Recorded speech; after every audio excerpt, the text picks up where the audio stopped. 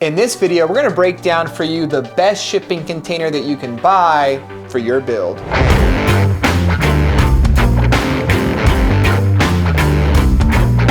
So containers come in a variety of conditions, heights, and sizes. And after building 100 container homes, we've made the mistakes and we've done some things right.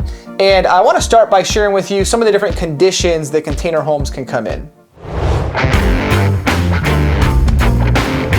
So there's really only two types of conditions for shipping containers: used and one trip. We personally use one trip containers.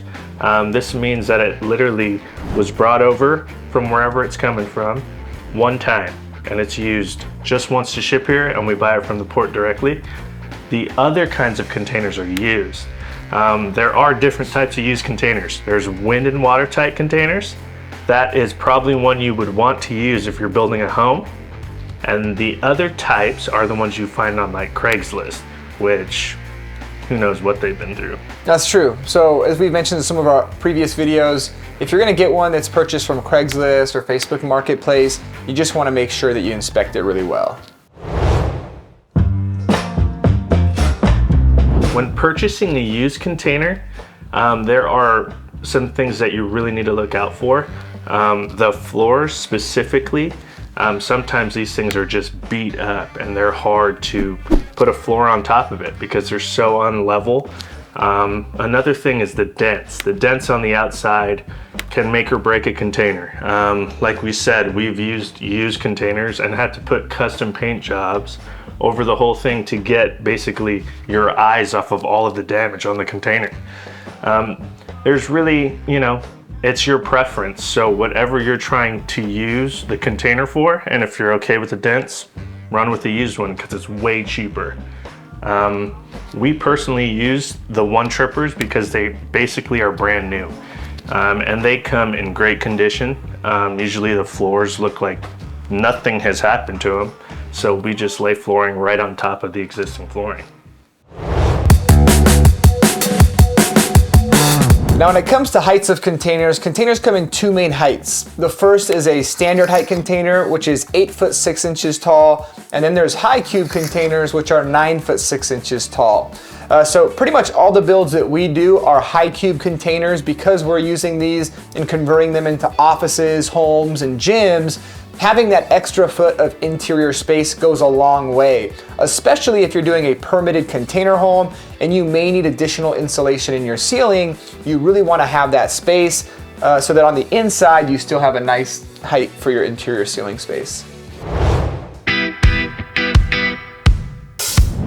Containers come in all different lengths. You can get one from 10 feet, 20, 40.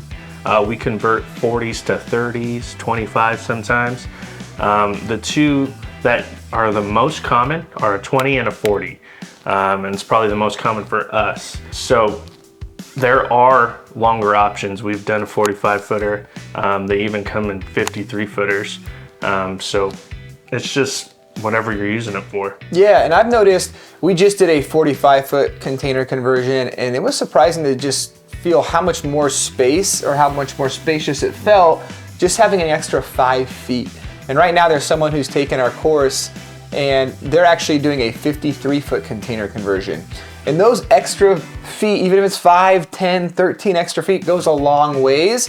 An extra bedroom. Yeah, absolutely. So if you can squeeze in there and get a bigger container and pay whatever a little bit extra for that, that is a good way to go. So now that you know the different types of containers that are available to purchase, the best container to purchase for an application like a container home is going to be a one trip high cube container that's either a standard size, so 20 foot, 40 foot, or maybe even a 45 foot size and length. So it will cost you a little more to get a one trip high cube, but it is worth the investment. Just from our experience, replacing floors on a container is never fun. Painting on dented containers or rusty containers is never fun. So do yourself a favor and just go with the one trips. And the high cube, the space from 1 foot, from 8 foot 6 to 9 foot 6 is honestly huge. It just feels a lot bigger, feels like you have a higher ceiling, and if you need to drop that ceiling down and add more insulation, it's definitely there. Yeah, and I like to say, you know, in the end, you know, you're building a home that's gonna last, you know, over 75 years, and that initial upfront investment of maybe an additional $2,000 is gonna pay you dividends on the back end, as you're gonna have a structure that's gonna last a lot longer. Thanks for watching. You can learn more about us online at alternativeliving spaces.com, and we'll see you in the next video.